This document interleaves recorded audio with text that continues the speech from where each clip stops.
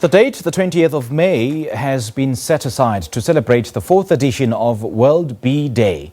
And with the population of bees declining around the world, it is very crucial to ensure that these little creatures survive, thrive and flourish.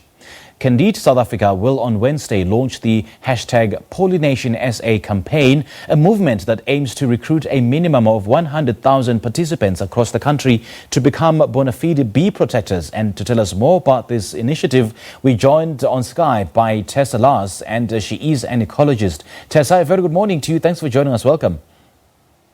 Good morning. Thanks for having us on the show today. It's an absolute pleasure. World Bee Day. Talk to us about what happens on this day and why it's so significant. What is it that we're celebrating, really? Yes, so World Bee Day, as you mentioned, is taking place next Wednesday on the 20th of May. And it's really an important day that raises awareness around these pollinating powerhouses. And it recognizes also how integral bees are to our planet's sustainability. You know, if it weren't for bees, then we wouldn't have this incredible variety of vegetables and fruit that we get to enjoy because of these hard-working, pollinating powerhouses that provide us with the fruit set and the seed set. I mean, why the particular emphasis on bees, seeing that, bees are not a kind that are very close to extinction? Well, bees are really an indicator species for other pollinators. So they are kind of, you can call them the ambassadors of pollinators. So if we focus on the honeybee especially, then they can indicate to us, what do our numbers look like? Are we heading into extinction? When do we need to start taking action and preventing it? And that's also where Bee Day is very important because it creates awareness. It reminds people, the everyday gardener, when looking at these bees, it's important to conserve them. And speaking of ambassadors of pollination, this week I understand you'll be launching the #PollinationSA campaign. Talk to us some more about that. Yes, so we are very excited to launch this movement. On World Bee Day, we will be launching #PollinationSA, as you mentioned. And Candide really aims with this movement to recruit pollinators from South Africa. So hopefully more than 100,000 South Africans can create a bee-friendly environment, one bee-friendly plant at a time. So really gardening enthusiasts will be well aware of the vital role that bees play in keeping a healthy and productive garden. We cannot be talking about pollinators in South Africa without mentioning beekeepers. Now, let's talk about the importance of these beekeepers and how one can even go a career out of beekeeping and making a livelihood. Yes, so I myself am not a beekeeper and not an expert in this environment. But what we have seen recently in the news is the vandalism of beehives, which is especially very threatening to the livelihood of many beekeepers.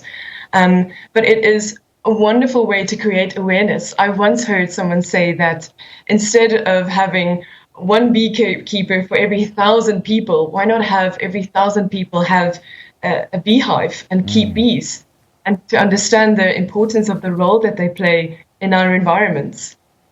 And I understand, Tessa, that there is approximately 20,000 different bee species worldwide, is it not?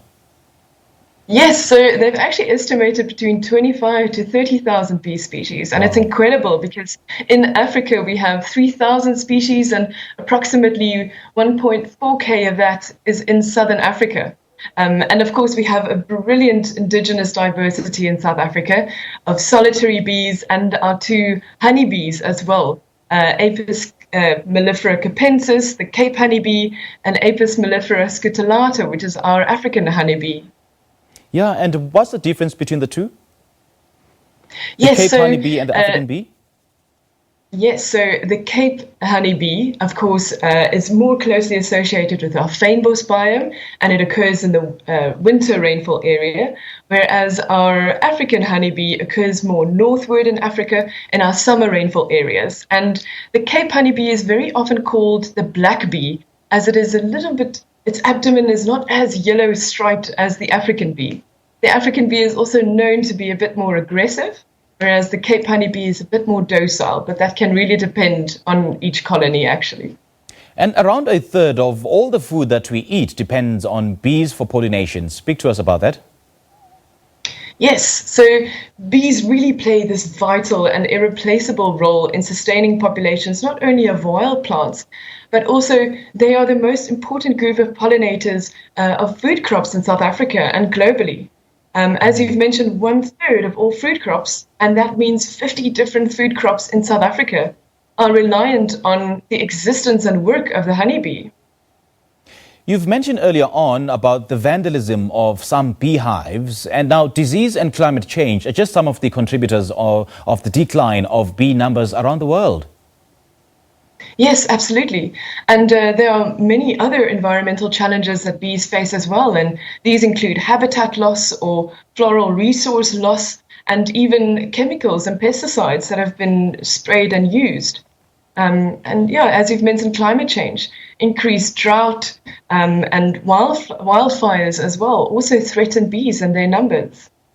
And what are the main benefits of having bees in our gardens during the harsh and dry winter weather conditions? Are we opening ourselves up for more bee stings?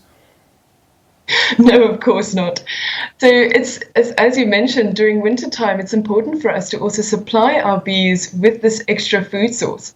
Of course, in wintertime, they are not as active as in the warmer seasons, but it's important that we also provide them with nourishment during winter stages. There are also some bees that hibernate or overwinter during this time, so it's important to also create a habitat where they can do this. And just off the top of my head, I'm thinking of aloes. If you are a gardener yourself, have aloes in your garden. They also produce a wonderful source of nectar and pollen. So how do we protect ourselves then from bee stings? Well, I would say the number one rule would be to respect our bees. You don't have to swat the swarm. You don't have to be afraid or alarmed of them. If you do see a swarm in your garden and you are threatened by it, call your local beekeeper if they're registered, and have them remove the hive in a safe way where they can replace them in a safe home, in a safe environment where they can thrive. Tessa, great chatting to you. Thank you so much for your time. Thank you so much to you.